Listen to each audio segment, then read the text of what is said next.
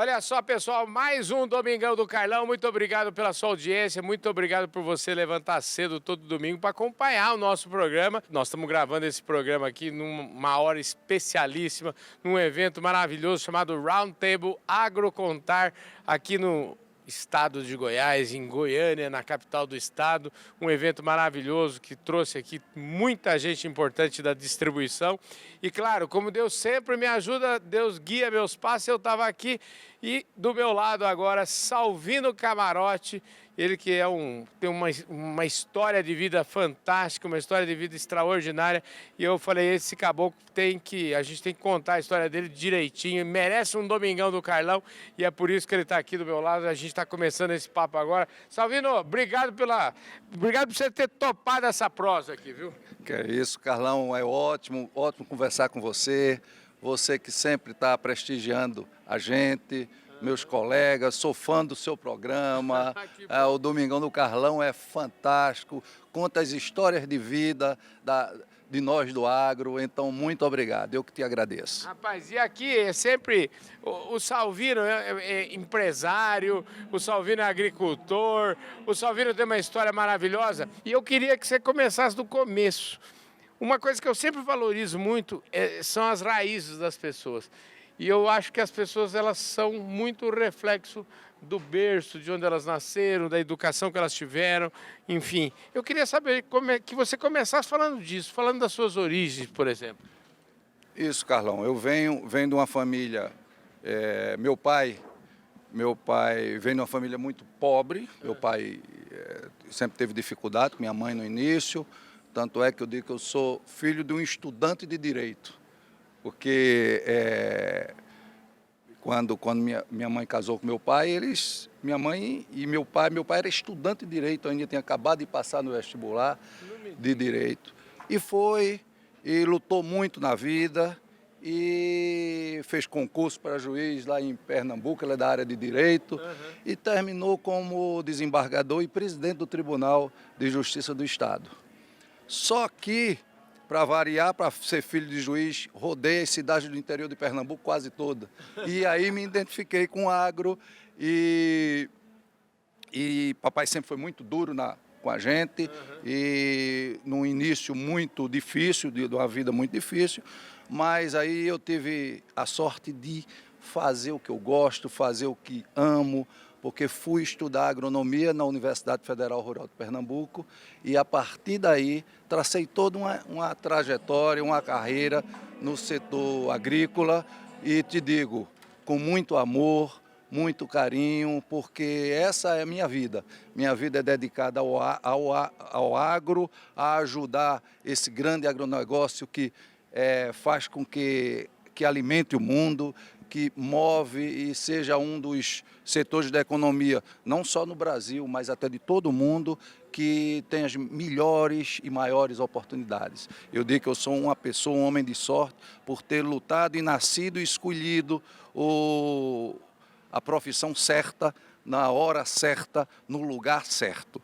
Escuta, deixa eu te falar, antes da gente aprofundar nesse tema, eu queria saber o seguinte: como é que um filho de juiz, né, seu pai, você falou com estudante de direito, como é que você decide pela agronomia? E eu estou te perguntando isso porque eu tenho um grande amigo lá em São Paulo que é agrônomo e ele fala o seguinte, ele nunca teve dúvidas, o Maurício Mendes, eu sempre falo dele aqui no programa, ele falou assim, eu nunca tive dúvida que eu queria ser agrônomo.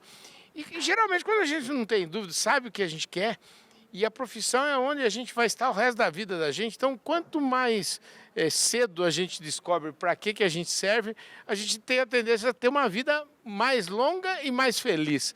Como é que foi essa descoberta? Eu acredito, Carlão, que foi por dois motivos.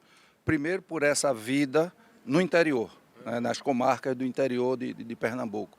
E depois, porque meu avô materno era agricultor, só que agricultor de enxada, aquele pobre lá que fez a vida, e ele conseguiu fazer um negócio para cada filho. E olha que ele tinha muitos filhos. E a minha mãe, que era a caçula, ele deu estudo. Então, minha mãe se formou naquela época no magistério, numa época em que se saía do magistério falando francês, tocando piano, falando com toda a base de latim, que era uma outra época, onde o estudo era muito mais rígido, talvez, não é? E a partir desse modelo de um avô agricultor e dessa rodada pelos interiores, eu simplesmente me apaixonei pelo campo, pela natureza, pela vida e me tornei um apaixonado por agricultura. Olha, por essa história aí você falou de agricultura, do pequeno lavrador, eu também sou filho de pequeno, aqui no interior de São Paulo a gente chama lavrador, meu pai é considerado um lavrador, aliás ele mora lá até hoje, na mesma casa que eu nasci, e eu hoje tenho a felicidade de morar a 3 quilômetros da casa do meu pai, enfim, diante disso que você falou, eu imagino que você também deve ter sido, vamos dizer assim, de certa forma, muito bem alinhado aí para ser um bom aluno, né? Porque a mãe tem uma formação extraordinária. O pai também. Você não podia tirar nota ruim na escola, não, né? Mas não, Carlão, tinha que tirar nota boa, porque a cobrança em casa era grande, tanto por parte de minha mãe quanto do meu pai. E depois a gente cria isso na vida, eu costumo dizer que a gente tem que ser melhor. Mas não é melhor do que o outro, é melhor do que nós mesmos. Sim. A grande comparação é a gente com a gente mesmo. É a comparação que vale, né? É a comparação que vale. E a partir daí eu sempre tirei bons lugares na vida.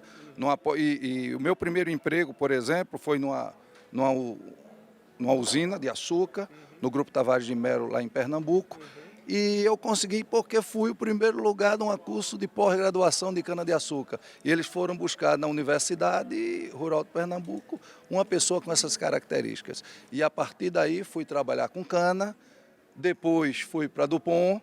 Deixa eu te falar, esse seu momento, sua passagem pela indústria, você inicialmente era um agrônomo e você já estava formado. Você foi agrônomo daqueles, vamos dizer assim, que cuida das plantas, ou quando é que a sua carreira migrou do técnico para o comercial, digamos assim? Exatamente, eu comecei no técnico. Eu comecei inicialmente fazendo desenvolvimento dentro da unidade industrial, dentro da unidade sucroalcooleira, e a partir daí eu fui para a produção, né? Fui responsável por plantio, por gerência de usina. E foi quando a Dupont surgiu a oportunidade na Dupont. E eu entrei na Dupont, aí sim é que eu fui para uma área comercial. A área comercial de defensivos, de herbicida em cana-de-açúcar. E passei 10 anos aí com a Dupont. Eu desconfio que você, no meu programa aqui, já deve ter vindo vários colegas seus, não vê, não? Claro, todos os colegas da Dupont, né? O Carlos Pellicer, o Roberto Mota, o Gaio, o Brega, enfim, todos eram da nossa grande turma lá da Dupont, que formou uma grande escola, a quem eu devo muito, porque formou muita gente boa, onde a gente aprendeu muito.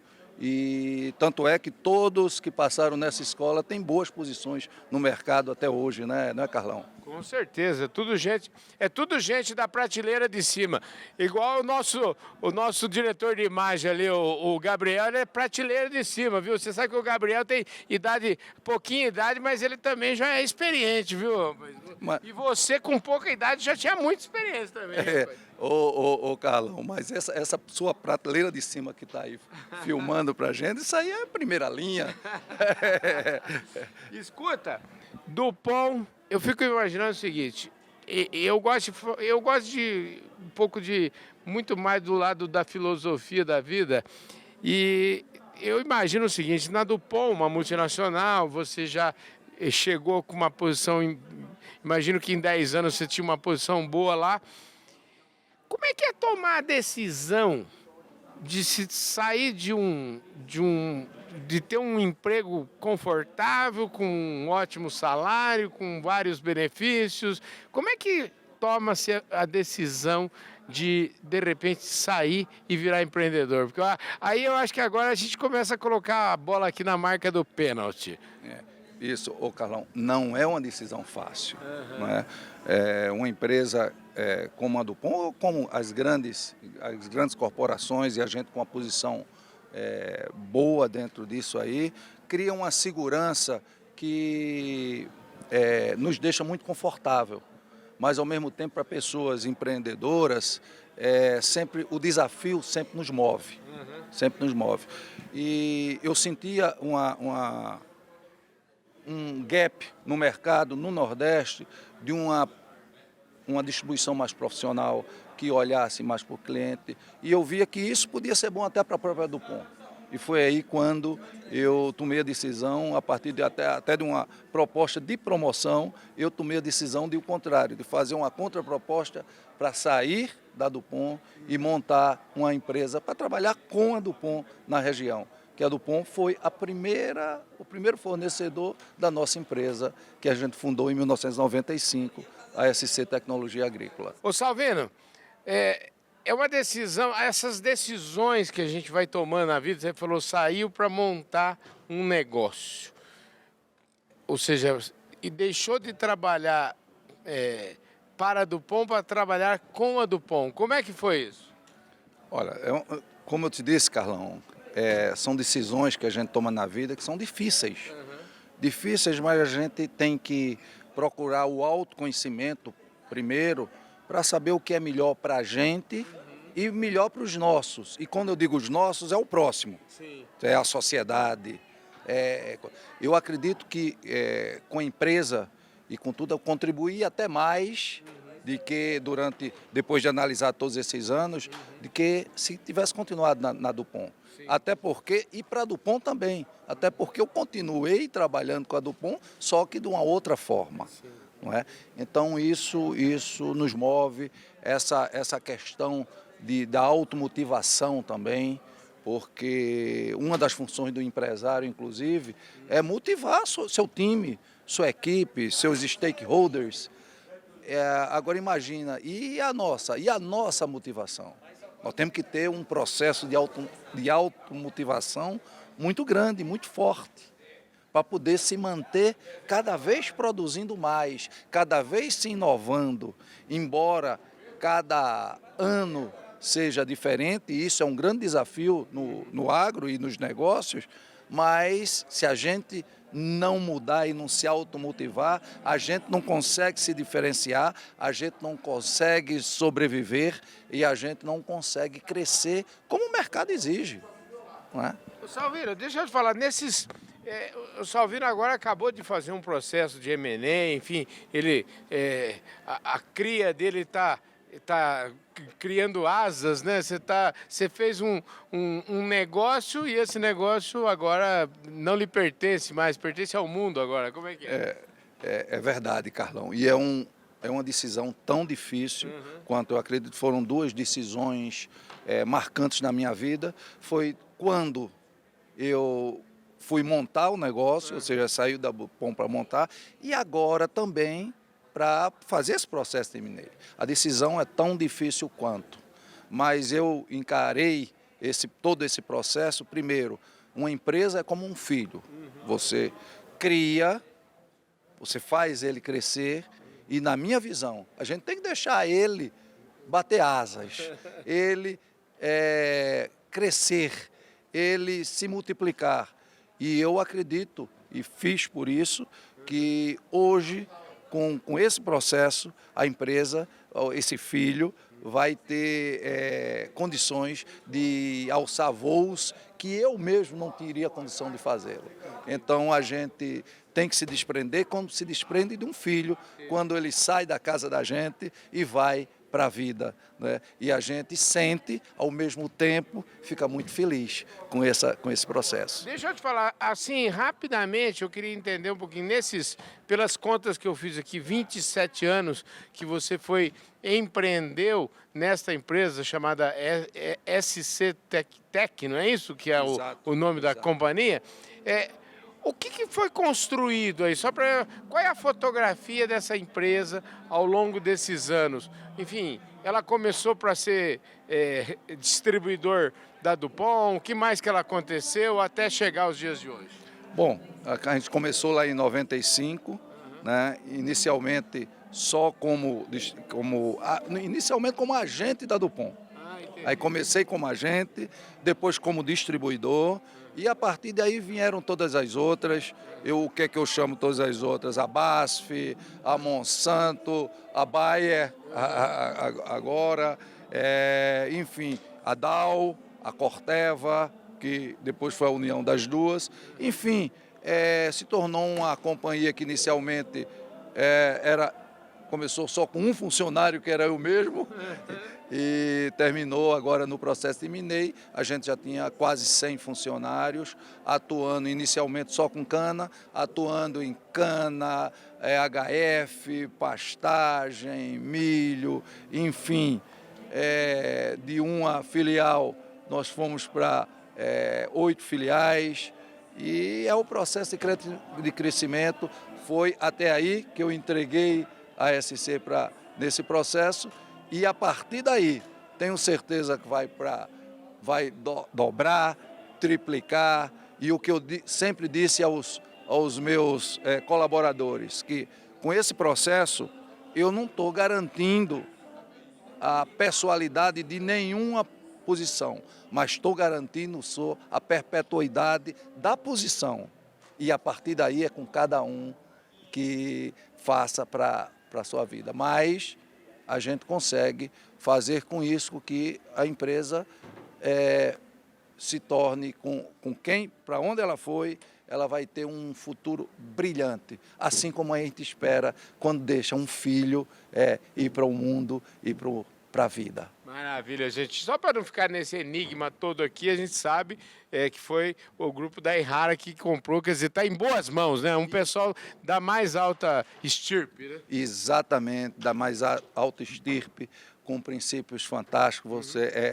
Você conhece e sabe como é a cultura japonesa, é algo que eu admiro muito. Eu posso te contar uma história. Eu tive lá na Errara algum tempo atrás, e na época o Gaio era diretor lá, e na saída o Gaio foi me acompanhar até a porta, e eu disse a ele assim: ó, Gaio, você pode entrar aqui, nós já estamos indo embora. Ele falou: Carlão, enquanto você não passar lá naquela portaria, a gente não pode virar as costas para você, porque isso é uma tradição japonesa. Eu achei aquilo o máximo, né? Quer dizer, uma empresa com valores extraordinários, né? E é fantástico os valores, né, o respeito à pessoa, ao outro, e principalmente uma coisa que talvez o que me encanta mais é o grande slogan da Errara, que é: agricultura é nossa vida. E é a sua também, né? Nossa vida. Exatamente, Carlão. Maravilha, que show de bola. Quer dizer, você vê uma história maravilhosa. Uma outra história eu queria entrar nesse tema aqui agora, que é um pouco da sua dedicação, vamos dizer, institucional. Eu acho que todo empresário também tem que se preocupar não só com o seu negócio, a sua empresa, mas se preocupar também em, de certa forma, retribuir para o setor todo o sucesso, tudo aquilo que ele teve. E você fez isso ao longo da sua vida. Eu acho que você podia me contar um pouco da sua trajetória aí, como você teve uma posição importante na Andave. Me conte um pouquinho, quando que você começou a olhar para esse negócio do ponto de vista mais institucional? Eu comecei, na realidade eu fui convidado para o conselho da Andave, se eu não me falha a memória, 2012, 2013, foi aí que eu entrei no conselho, embora já era há bastante tempo já associado. Eu acredito que em todos os segmentos nós devemos sim olhar para o setor, olhar para todos que compõem aquele setor, sim, e procurar subir a lupa, que eu digo, e olhar e trabalhar por toda a cadeia. Sim. Você não pode pensar só em si próprio ou só na sua empresa. E o formato de associação, eu acredito que é fantástico. Então eu trabalhei muito na Andave e sempre, até hoje, sou do conselho. Sim. E fui vice-presidente, presidente, e juntos fizemos desde o primeiro imagina o primeiro congresso que a gente nem imaginava que ia se tornar o sucesso e a referência que é hoje no setor, o Congresso da Andave, Sim. onde passa tantos conhecimentos e principalmente antecipa movimentos que o setor vai acontecer no setor ainda. Então é um evento fantástico e a Andave, no meu entender, é uma grande ferramenta para todo e qualquer distribuidor que queira ser relevante para a sua região e contribuir para o agro brasileiro. Maravilha. Ó, gente, você sabe que eu estou gravando esse domingão. Aqui, eu até vou mostrar aqui o crachá aqui do Salvino. É o seguinte, no round table aqui da Agrocontar, aqui em Goiânia. E a gente teve inúmeras discussões de altíssimo nível. E uma delas é, lógico, a questão de M&A, e obviamente ele estava lá no palco falando sobre esse tema e falando da sua experiência sobre isso. E eu achei bárbaro, porque você trouxe à tona alguns assuntos que eu acho que são relevantes para o setor. Um deles, por exemplo, é a questão da sucessão. E você foi assim, muito corajoso, contou uma história sua lá. Eu queria que você repetisse essa história, porque isso é muito importante. E como tudo isso tem a ver com autoconhecimento, com momento de vida, com filosofia, ou seja, saber. Eu acho que assim, a última coisa que nós estamos falando aqui é de dinheiro envolvido no processo. Queria que você falasse, elaborasse um pouquinho esse tema para nós aqui. E eu acredito nisso. Eu acho que o que move o ser humano não é dinheiro. Dinheiro é apenas uma ferramenta para a gente cuidar dos negócios. Mas a gente é movido a propósito, não é? E as pessoas, para poder, nessa vida, tem que tomar decisões difíceis, como essa, é uma do M&A, e a gente tem que ter um autoconhecimento muito grande. Não é? Tem que trabalhar isso. E dentro da empresa, primeiro, claro, com a família, com a governança corporativa, no conselho de família, para decidir o que cada um, e individualmente, inclusive, também, porque não é o processo. E o que eu vou? E o dia? E o day after? Pois é, ficou pensando assim, e o dia seguinte, né? Como é que serei? Será que sou eu mesmo que vou estar lá? Mas é por isso que você tem que ter esse autoconhecimento. O que é que você vai fazer da sua vida? E o porquê você está fazendo isso, né? Tem o que eu já falei, a questão de deixar o filho voar, isso é empresa, mas tem também as questões familiares. Não é? É você chegar, por exemplo, ouvir dos seus filhos no conselho, pai, esse é o seu sonho. O meu sonho pode não ser o sonho do meu filho. É uma coisa dura de ouvir demais, mas que é a pura realidade? É a pura realidade e cada um tem seus motivos. E o importante na vida é a gente se conhecer, saber escolher para poder ser feliz e fazer os outros felizes. Para mim não é, mais uma vez eu digo, não é questão de dinheiro ou não. O dinheiro é consequência do propósito que a gente tem. Não é? O que move tem que ser o propósito e, Carlão, essa vida é muito curta. Nós estamos aqui de passagem. E passa rápido demais da conta. Né? Se a gente não fizer nessa vida o que gosta, o que nos faz felizes, e não fizer isso com o seu próximo, e o seu próximo é ou qualquer desconhecido, ou é o seu filho, ou é a sua família. A gente tem que agregar para eles, porque a gente só vai estar bem se fizer o próximo bem. Eu acredito nisso. Salvino, deixa eu te falar, é uma delícia essa conversa nossa aqui, mas eu quero te dizer o seguinte, nós já estamos na retinha final aqui para terminar, e é óbvio que eu tenho que fazer a seguinte pergunta para você, né? E agora? Eu acho que assim, essa é a pergunta que o pessoal lá que está assistindo a gente vai dizer, ô Carlão, agora eu quero saber como é que vai ser essa história aqui. Me fala qual é o seu momento de vida agora, para onde caminha, você vai ficar viajando o resto da vida com a patroa, como é que você vai fazer? Não, a gente não pode deixar de dizer que nesse processo empresarial, a gente às vezes foca muito no trabalho e às vezes não dá tanto valor à família. Não é? Agora, claro, a gente vai se dedicar mais a isso. E quando eu digo a família, não é só a nossa família, é a família do ser humano. Sim. Eu digo, a gente tem que se dedicar também mais ao próximo. Tem que, eu falei de associação de empresarial, como a Andave, mas a gente tem que pensar também na nossa sociedade. Né? A gente precisa se dar também para isso, porque isso é o processo de a gente se sente com tanto sucesso e a gente se sente devedor com o universo. A gente tem que retribuir para o universo o que ele fez. Que tem mesmo. Eu teve um período da minha vida em São Paulo, quando eu morava lá, que eu resolvi fazer. Minha mãe tinha insuficiência renal e ela fez um transplante no Hospital das Clínicas. E foi muito bem sucedido esse transplante, foi uma coisa maravilhosa. Ela fez pelo SUS, uma coisa assim fantástica, um hospital público. E eu virei fã daquilo e comecei a fazer um trabalho voluntário. E fiz isso por uns 2, 3 anos lá em São Paulo. Gente do céu, como aquilo me fazia bem, era uma coisa maravilhosa. E a gente faz pelo outro, eu falei, a gente precisa retribuir ao universo, mas quando a gente faz, a gente ganha mais de quem está fazendo. Muito mais. Eu acho que assim, o retorno que eu sentia, assim, o retorno para mim era fantástico, era maravilhoso.